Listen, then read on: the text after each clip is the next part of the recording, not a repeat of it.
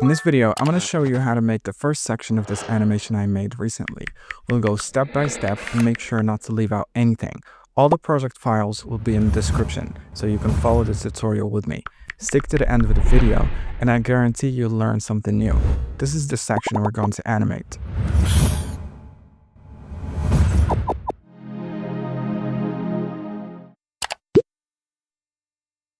Okay, hello guys. So first I'm going to show you the assets. We have 4 Ronaldo pictures right here. I'm going to show you what to do with them later. We have our little YouTube assets and then Instagram mockup. So if we look at the YouTube assets for the Instagram mockups, we just have a picture right here with every single section individually masked out so we can animate it. So you can see I have right here posts. At the left here, I have like posts 1, 2 through 6. And then, yeah, just every single part is animated as sectioned individually. Now, what I want you to do is go to the comments or the description and download this exact BSD file because you're going to find it there. Of course, you can make your own, but it's going to, take you some time. I want you to download the exact project so you can work with me as we're going to do right now. And for the YouTube project or the YouTube stats PSD file, it's literally the same thing. I just uploaded this screenshot right here and kind of took it as inspiration to make my own layout. I wanted it to pop and just added some roundness to it and made it nice. You can also find this PSD file in the description. Okay, so now we're going to start working on our composition. Just bring the Instagram mockup, put it right here. Add a new solid layer. Press OK. And bring it downwards so that we can see our mockup. Rename the mockup into Instagram profile for just organization. Now we're going to take everything out of the Instagram profile composition and bring it outwards. Delete the Instagram profile composition because we don't need it anymore. Rename the last layer to background and create a null object. Call it Instagram scale or Instagram profile scale down, whatever. Connect all the layers to it and now bring up scale and position and adjust it until it achieves something like this. Of course, you can see I adjusted the anchor point in order for my scaling to be proper. But the overall goal here is to just bring the image into the center. Select everything and then press S to bring up scale. Go a couple of frames forward and add a keyframe for scale. Go to the first keyframe and just make it 0. Add the bounce expression. You're going to find this expression in the description below. So just Alt and press the stopwatch and then Control V to paste the expression.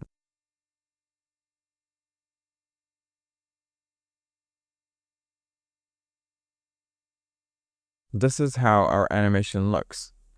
In order to add some pop to our bounce animation, we're going to play around with the graph. So Control select everything, F9, and then bring the graph towards the end. What we're trying to do here is keep some active movement towards the end of the last keyframe. So we want some active movement there so that the bounce expression finds something to work with. Okay, if we keep it flat at the end, the flatter it is, the less bouncy. The more steep it is and more active it is in terms of movement, the bouncier it becomes. Okay, so just remember that. Now just make it steep and go back. Now what I want to do is offset all of these keyframes. So I'm going to do just that. Start from the upper side towards the bottom. Okay, what I want to do now is I want to make this first or upper section appear last. I want it to appear second. So I'm going to just select all the layers in the above section and kind of move their keyframes forward a bit. Okay, now select everything and bring it forward. So you can see our animation start from the bottom and then the upper side kind of animates in second. Now add a camera and then add a null object. after turning everything into 3D, of course. Connect the camera to the null object and then turn the null object itself into 3D. We can bring up position and now we can start working on our animation where Cristiano is visible at first and then it zooms out of the picture. Let's first delete the scale up animation from our first post because that's where our animation is going to start and we don't want that to be at 0 scale in the first frame. Now let's just bring up position and start working on our animation. So in the first frame, we want Ronaldo's picture to be fully visible, and in the second frame, we want our position to be showcasing the whole Instagram profile. So it's kind of like a zoom out animation, and the graph is just going to be something like this. Now we need to make a zoom in animation to where we zoom to the followers. So we're going to add another null object, call it camera control 2 and connect camera control 1 to it. And because we have camera control 1 connected to the camera control 2 is also going to indirectly connect the camera or control the camera. So what we want to do is just set keyframes and kind of overlap the two animations. So you see where the first animation, which is in cam control 1, is in the middle.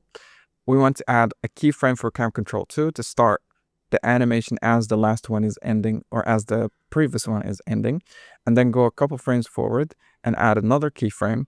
And in the second keyframe, just zoom in on the followers count and make the graph something like this. Now, in order to animate the followers count, I tried to turn the followers count into an editable text, but it didn't work. So I just kind of deleted that layer and added my own text. And in order to animate it from going from 0 to 662, which is the follower count or the followers number, I'm just going to use a plugin called Numbers. Go to the end value, and that's where you animate it from. What you're seeing me do right now is just adjust the text position and size to match the original one. And then we're going to use Numbers to animate it. So it's going to go something like this.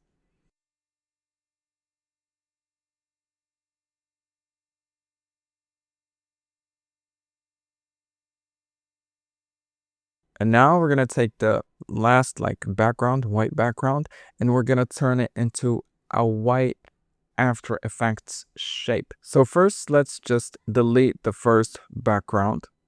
Let's go and add a shape and frame it with just the overall frame of the video.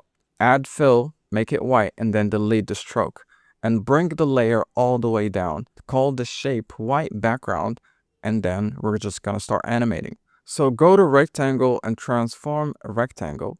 Also bring up roundness, keyframe it, and then go to scale and go a couple frames forward. Now turn up roundness into something like 30 and then bring scale down just the x-axis or the y-axis. First detach them and then we're going to see what we can do. So just detach them, click the little icon to detach the x and y axis from each other, and then do an animation that goes something like this. Now, something that I forgot to add is just to add a drop shadow to our little shape animation, because if you don't remember that it's white and we have a solid below it that's white, so it's gonna merge into it, and as it's turning into the YouTube logo, it's not gonna be really visible. The animation is not gonna look good. So add a drop shadow to separate it from the background layer, and that way when it's shrinking into the YouTube logo, it's noticeable and it looks good. Now go back to the first frames and add a keyframe for color, and then in last frame add a keyframe and turn the color into not completely red but something like red. It's a lighter red. That's the color of YouTube. Now just select everything and make a graph like this. Now for the little triangle shape, we're just going to click this tool right here and add a simple triangle. Adjust it to be in the middle and then bring the shape layer downwards and call it triangle. Now turn both the shape layer and the triangle layer into 3D layers in order for them to interact with our 3D scene. So as you can see, our animation is all the way in the back. So what we're gonna do is collapse all of these Instagram sections. So we can do that by just copying all of these scale animations or keyframes and then dropping them at the end where we want them to collapse and time reversing the keyframes. So the same way they came in, they're gonna go out of the picture. Now, if we take a look, we can see that everything kind of goes out except of the follower count and the first post. So we're gonna take care of that. So for the followers, we're just gonna manually add scale for the followers and also the 662 number, and then go a couple keyframes and make it 0 so that it disappears. Of course, make a little graph like this, not necessary because it's a small animation, but it's always good to pay attention to details. Now let's go to our first post and make it collapse at the end, just like the rest of these. So go to the second keyframe and make it 0. Now you see everything goes out of the animation and just the shape layer stays. So at the end here, I decided to add a little bit more roundness to the shape, as you can see. Now let's just add a cursor. I imported a cursor because I didn't initially. Just add it right here. And let's name it to cursor. Turn it into a 3D layer. And let's just play around with the position and scale until it achieves something like this. Now let's add a keyframe for position and the cursor and make it go out of frame and then come back in at a certain point when we want the click to happen. Make the graph something like this. As you can see, we have 2 keyframes here, and that's because I added the roundness keyframe in the wrong position. So I'm just going to delete the one I don't want. Now what I'm trying to do is add a click effect to the cursor. I'm going to do that just by playing around with the scale. So go towards the frame where we want the click to happen. And then just go to scale and add 3 frames. One where it's at its original scale, and then one when it goes down in scale, so kind of shrinks, and then the third one goes back into its original size.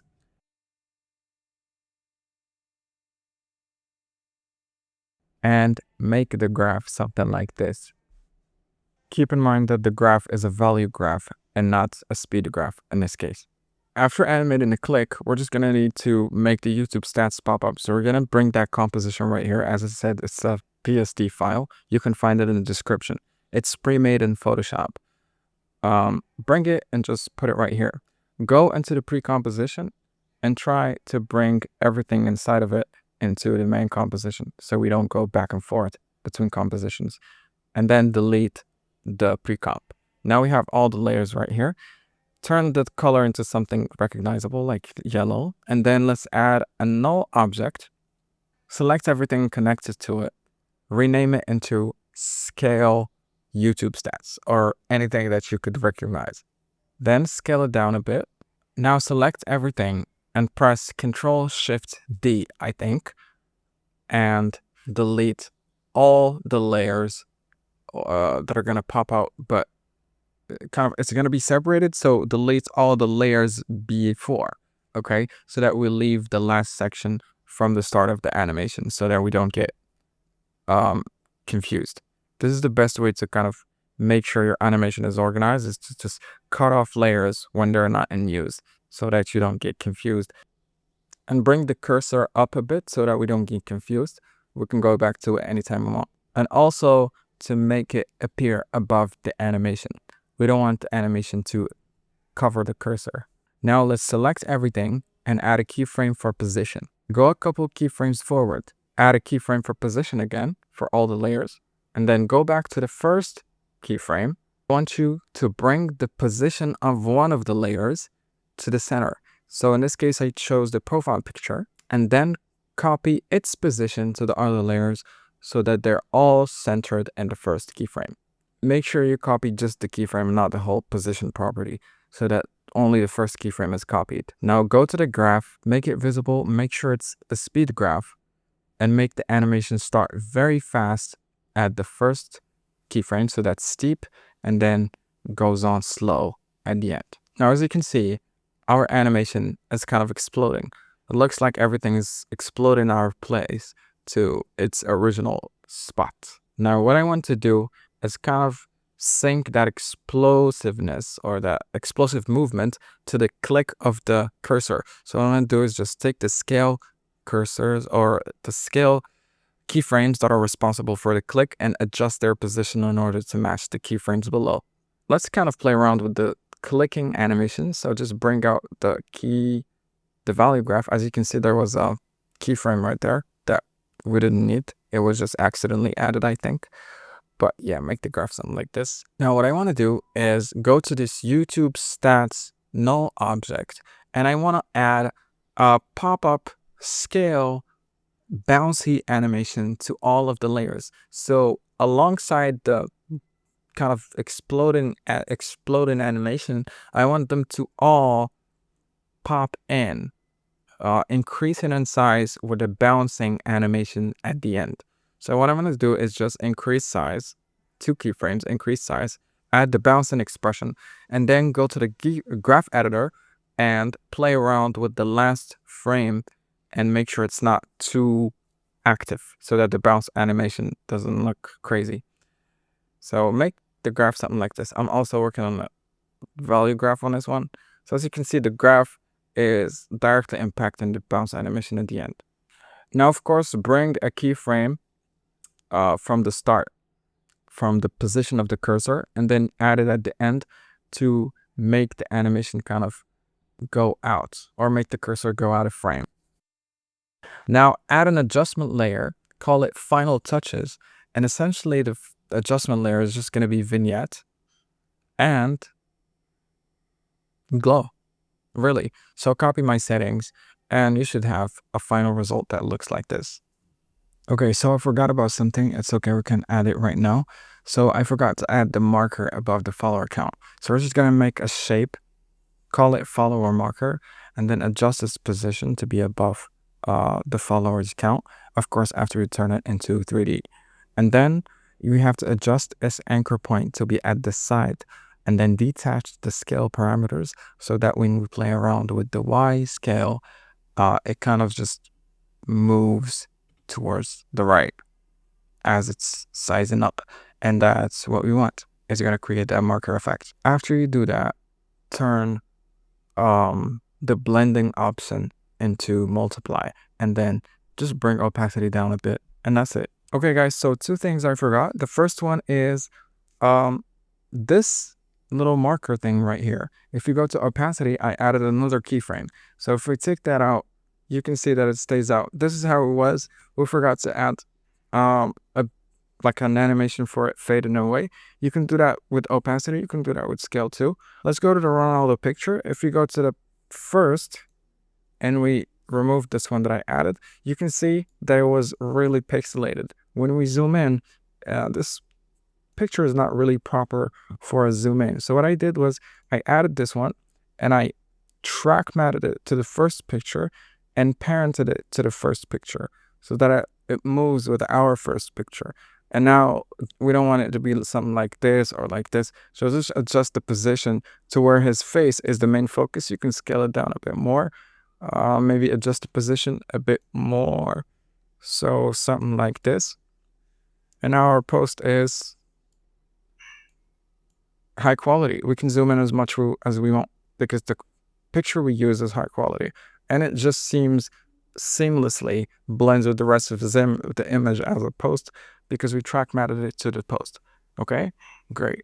Now I know I showed you a lot of pictures right here, but we just ended up using one. You can use these if you want to make sure, like, achieve that camera effect, you know, that camera sound effect and picture switching, and then ended up with this picture right here. It's easy to do that, but we don't have time, so we're just gonna stick with this. Thank you so much for watching.